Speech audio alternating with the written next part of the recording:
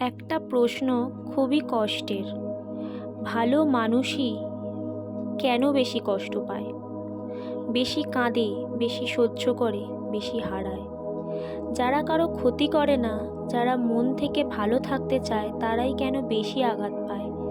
শোনো, কারণ ভালো মানুষ কষ্ট এড়িয়ে যায় না, ভালো মানুষ কষ্ট সহ্য করে।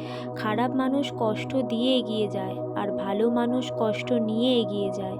আর ঈশ্বর জানেন যে ভালো মানুষ কষ্ট সহ্য করতে পারে, সে মানুষ দায়িত্ব বহন করতে পারে। বাইবেল বলে, নম্রদেরই ঈশ্বর গড়ে তোলেন। ভালো মানুষকে কখনো ঈশ্বর ভাঙেন না, বরং তৈরি করেন। আর সেই তৈরির পথ সবসময় আরামদায়ক হয় না।